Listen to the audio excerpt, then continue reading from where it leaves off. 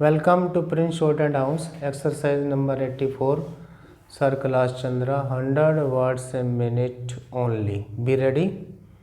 Start. I am glad that the government is thinking in terms of the small growers. By all means, give them representation, but let not an attempt be made as though the bigger growers are not looking after the interests of the small growers, because that is far from the truth. If the coffee board has achieved one grand result, it is to rehabilitate and help the small growers. So far as the caution of payment from the pool is concerned, the small grower gets the full amount due according to the costing the moment he delivers the coffee. There is a separate method of costing, and the whole amount is paid immediately, whereas in the case of the bigger growers, it is not so. Payments are made as and when coffee is sold in the market and abroad. Supposing this aid was not there for the small grower, what would have happened?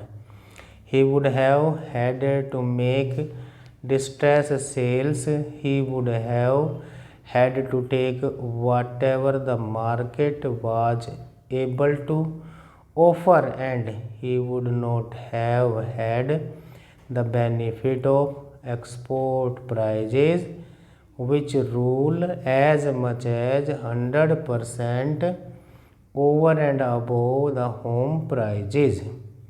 The price of coffee abroad is twice as much as it is in India. The small grower would not have had the ghost of a chance of getting higher prices by the sale of coffee to foreign countries. Not only that, he also gets his basic price immediately on delivery of the coffee to the pool. Over and above all this, he gets the benefit to all the scientific research which he would not have otherwise got. He gets all the aid from the bigger growers because, as my honorable friend said yesterday, it is to the advantage of the bigger planters to help the smaller ones. There is a disease which is communicable and which can destroy the neighboring estates. So, in these multifarious ways, the small growers are today helped, and they are immensely thankful to the bigger growers and to the coffee board. Now, a special plea is sought to be entered on behalf of the small growers.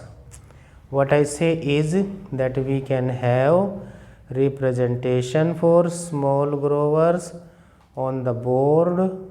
That is perfectly right, but let there be no suggestion whatever to the effect that the cause of the small growers was neglected.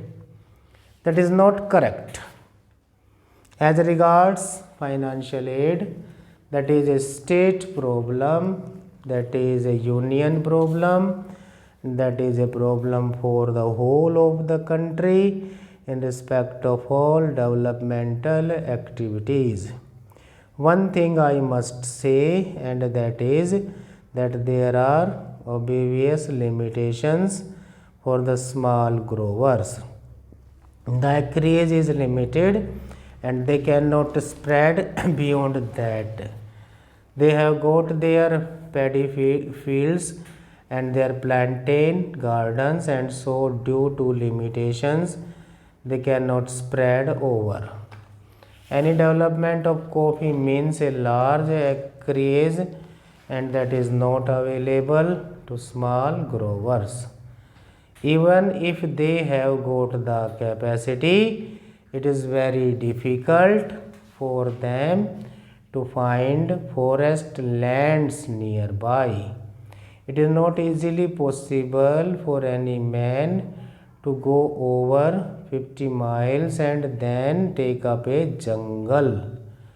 So the small growers have their own limitations.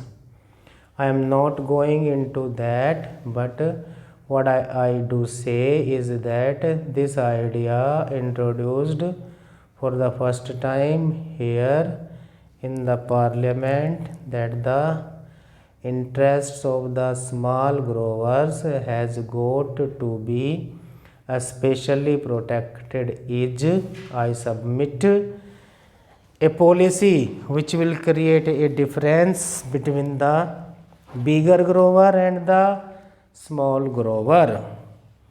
I submit that there is no reason whatsoever to distrust the plantation industry and deny them the right to select their own representatives and to introduce the word nomination here.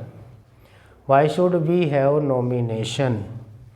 If there is need for separate representation for the small growers, why should we not reserve a seat in each place for the small grower?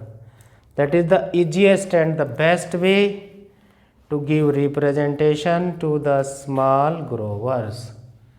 This can easily be done, and therefore I submit that the words "or nominated" may kindly be deleted from the bill. I do not know whether the procedure would permit of it, because there are certain difficulties, but in any case, if at least we get an assurance from my friend that these 12 are going to be elected, it would be something gained for a poor like me and for the industry.